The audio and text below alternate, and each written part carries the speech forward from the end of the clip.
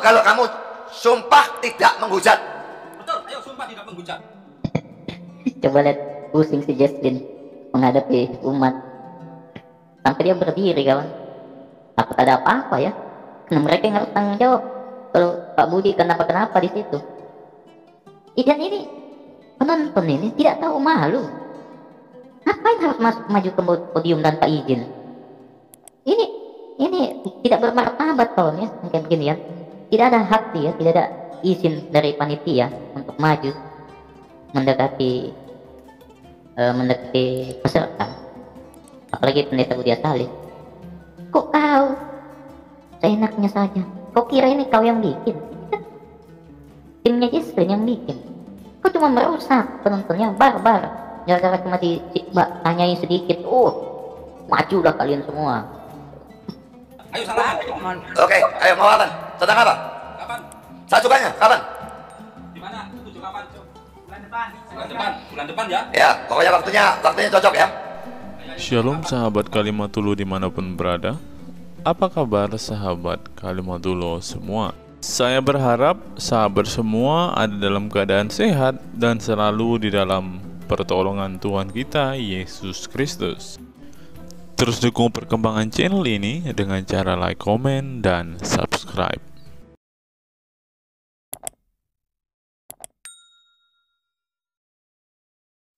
Sebelum kita masuk dan fokus membahas video kita hari ini, teman-teman, kita dengarkan kesaksian pujian dari Bang Kay dulu ya, teman-teman.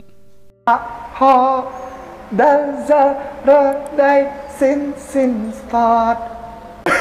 Kasih itu lemah lembut, sabar sederhana. Oh alangkah indahnya, oh alangkah eloknya, bila saudara seiman hidup dalam.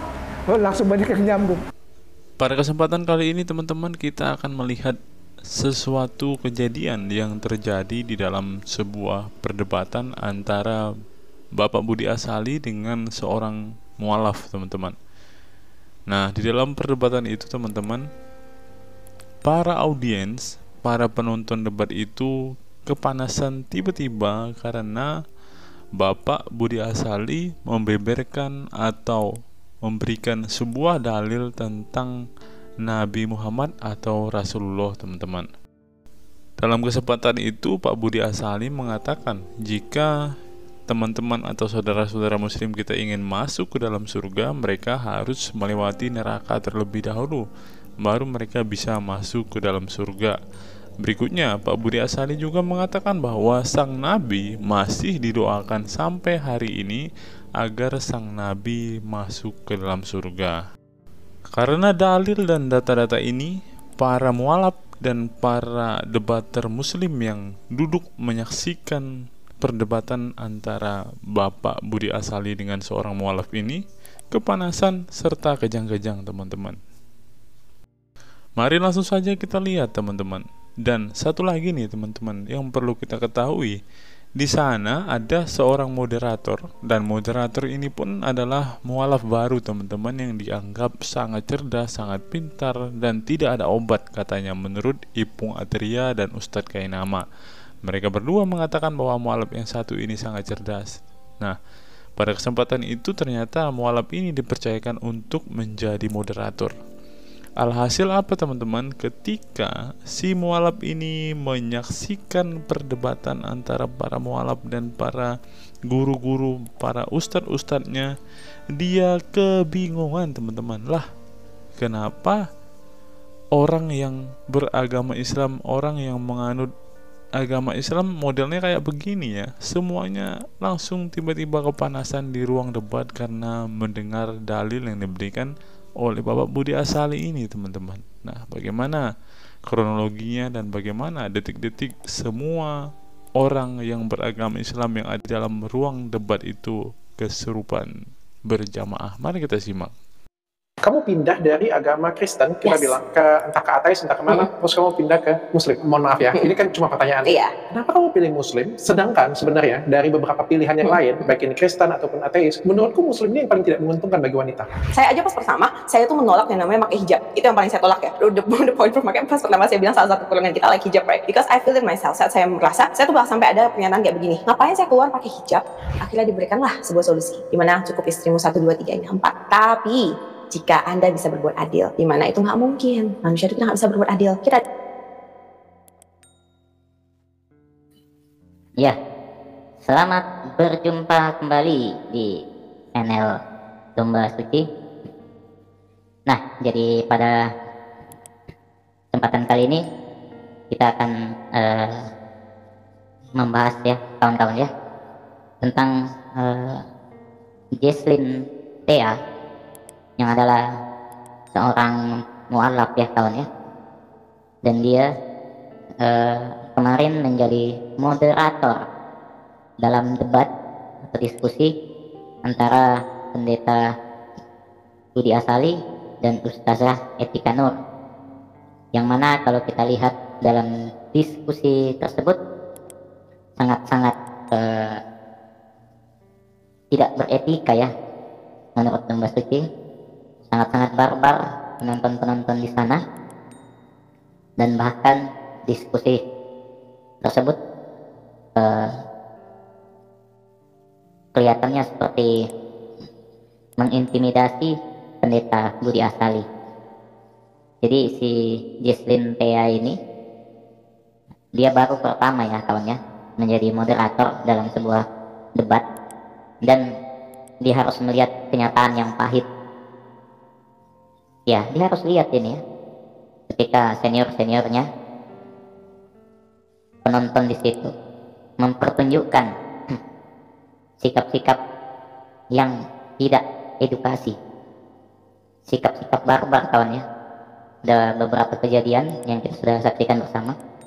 Jadi si Jesslyn ini sudah mulai ketakutan ya kawan ya. Dia ketakutan melihat, waduh, ternyata begini ya umat saya atau senior saya. Nah, bahkan dia sempat memberikan pernyataan bahwa ini diskusi untuk manusia ya, bukan untuk non manusia. Artinya kalau diskusi non manusia ya ini bukan diskusi ya, bisa jadi itu binatang, bisa jadi itu diskusi antar iblis, legion. Oh, bukan ya. Nah, dia mengingatkan penontonnya ya. Oh maaf ya, ini diskusi bukan non manusia ya. Ini manusia semua kita di sini. Jadi si Jesslyn ini mulai melihat kenyataan yang pahit ya. Dia sudah ada di sana bergabung dengan mereka, tetapi dia harus dipertontonkan dengan kejadian-kejadian yang sangat memalukan. Ya, karena di agama dia sebelumnya, di Kristen, pastinya dia belum pernah melihat ada manusia-manusia kayak begini ya, yang mengancam orang yang sudah tua. Pendeta Budi Asali umur 70 tahun, sudah sangat tua kawan ya. Dan di sana penonton-penonton ini memang punya rencana jahat ya menurut saya, karena mereka mengeluarkan suara keras, bereaksi, bahkan mau mendekati ya, bahkan ada yang sudah ke sana mendekati Pak Budi Asali. Untung Pak Budi Asali tidak serangan jantung atau stroke. Nah, jadi si Jesslyn ini menyesal kawannya. Ya, coba kita saksikan dulu ini.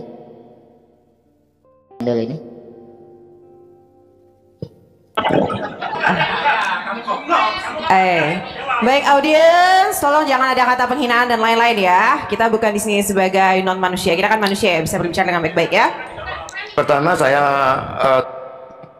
Coba saudara dengar ya, audiensnya yang mana mereka itu adalah umat-umat juga ya.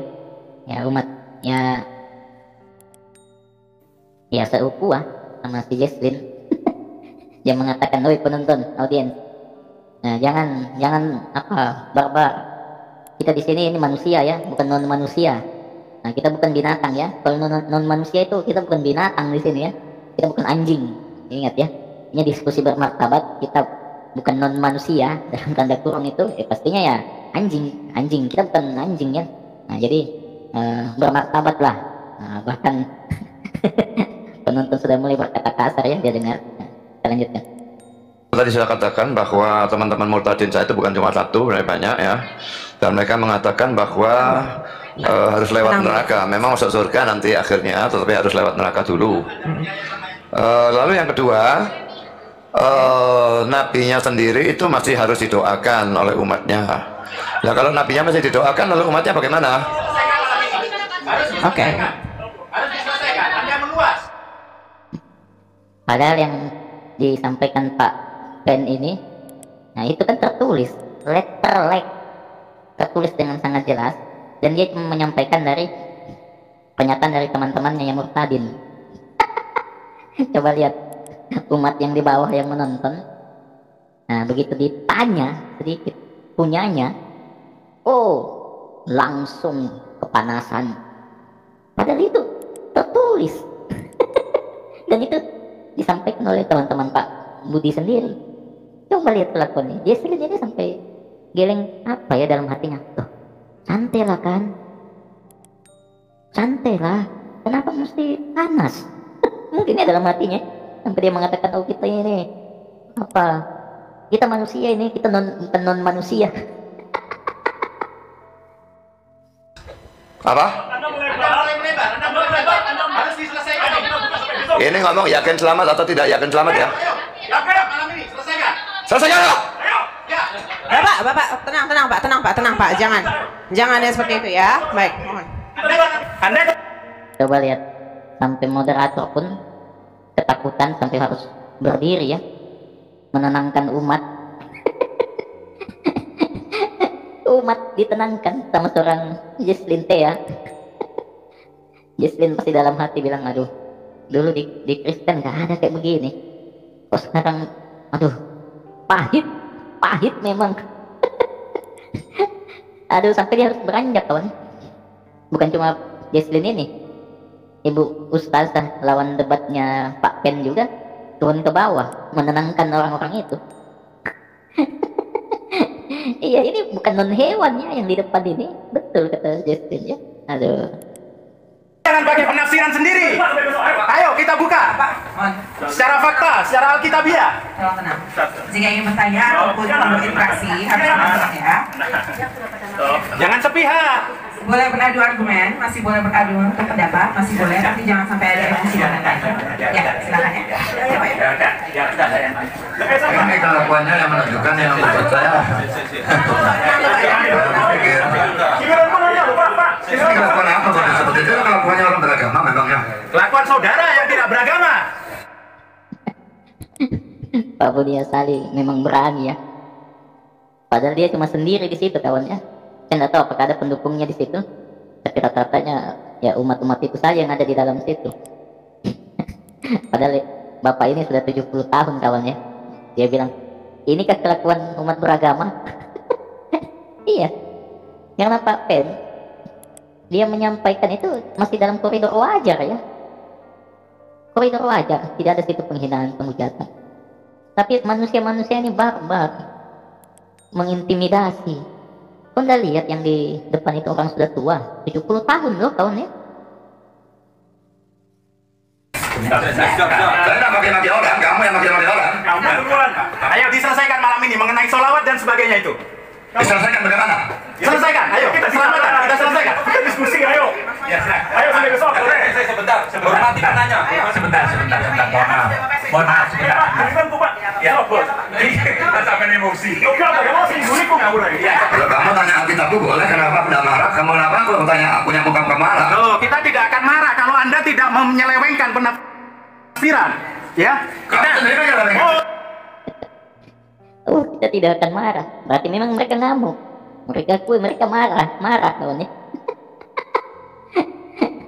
Aduh, Pak Pen bilang, kalau kalian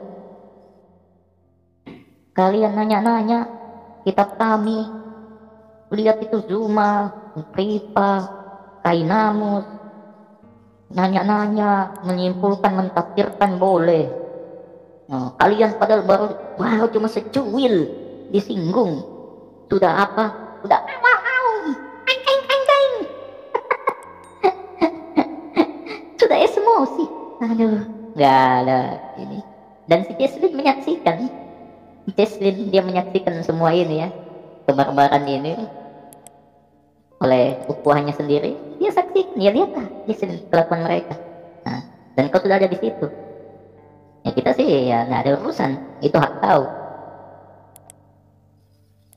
Ya, ayo kita bahas sekarang. Jangan pakai nanya. Ayo. Maju. Ayo, sekarang kita bahas. Stop.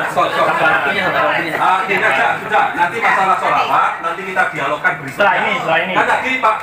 Oh, ada yang teriak, ayo maju tak bentar, membela yang salah. Aduh, parah. Nah ini ya, sok-sokan dialog cerdas.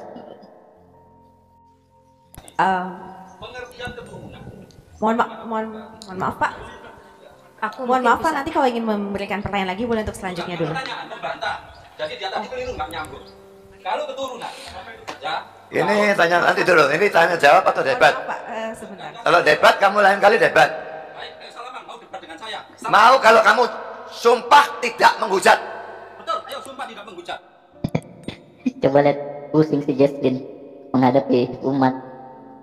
Sampai dia berdiri kawan. Takut ada apa-apa ya? Karena mereka yang harus tanggung jawab.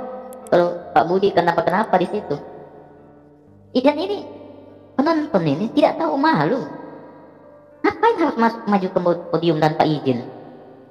Ini tidak bermartabat kawan ya, kayak begini ya. Tidak ada hak dia, tidak ada izin dari panitia untuk maju mendekati peserta. Apalagi pendeta Budi Asali. Kok kau seenaknya saja? Kau kira ini kau yang bikin? Ini kan timnya Jesslyn yang bikin.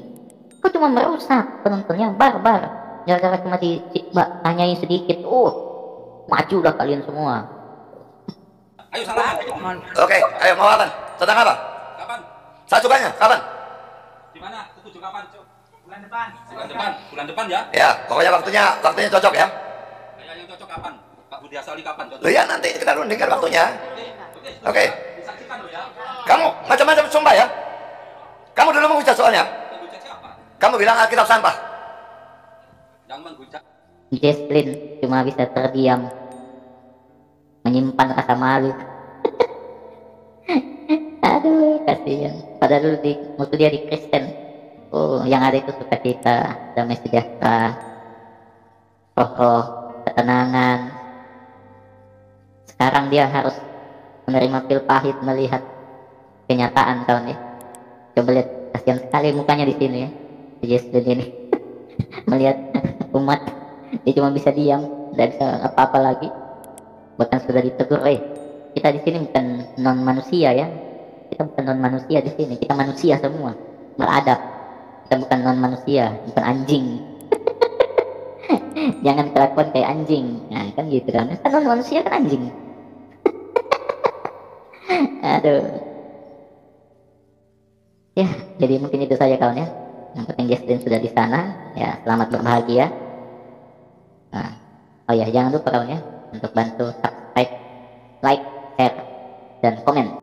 Nah, kita sudah melihat bersama-sama videonya teman-teman. Nah, inilah kualitas dari para debater atau para saudara-saudara muslim kita yang tidak paham sama sekali dengan apa yang tertulis di dalam kitab sucinya.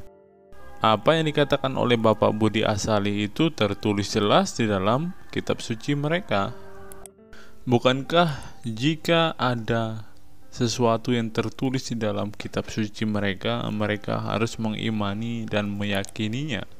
Tapi anehnya, mengapa ketika mereka mendengar isi kitab suci yang disampaikan oleh Bapak Budi Asali tadi, mereka malah kesurupan dan kepanasan ya? Atau memang mereka tidak tahu hal itu tertulis di dalam kitab suci mereka?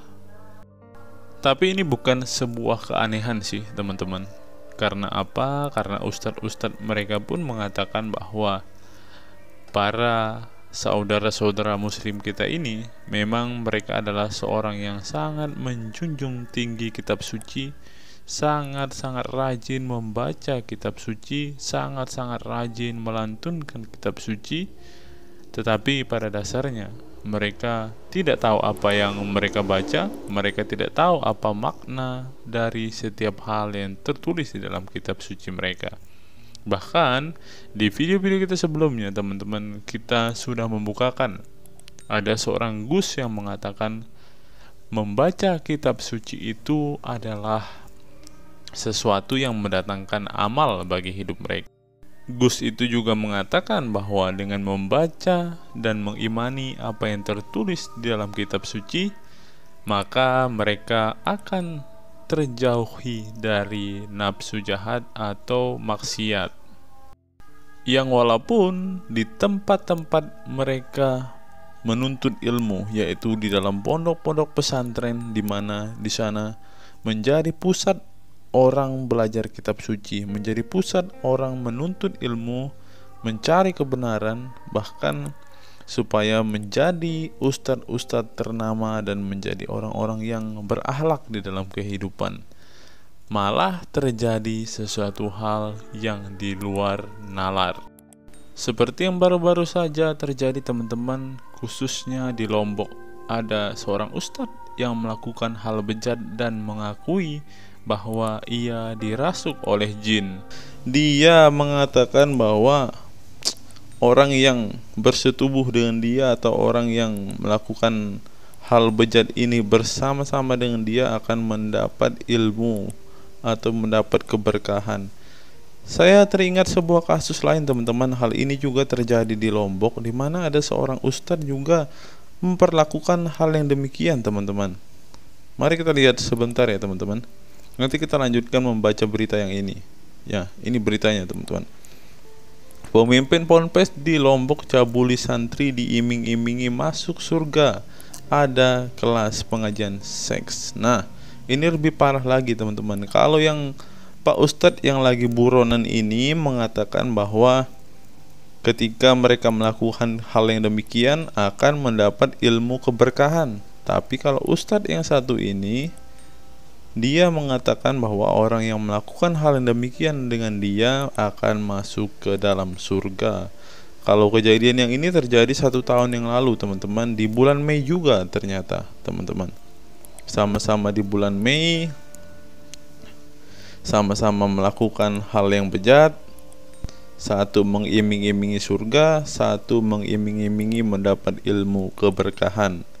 Ya, mungkin di bulan-bulan Mei kayak gini, teman-teman, jin-jin yang ada di Lombok khususnya sedang berkeliaran, teman-teman. Jin-jin yang ada di pondok pesantren mungkin berkeliaran setiap bulan Mei ya. Kita nggak tahu, teman-teman.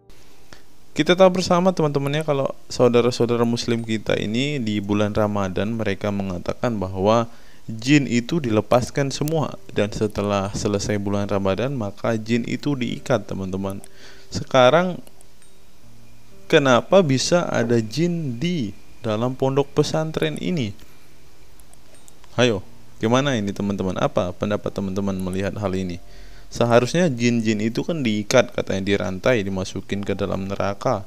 Tapi di dalam pondok pesantren ini jinnya bebas berkeliaran.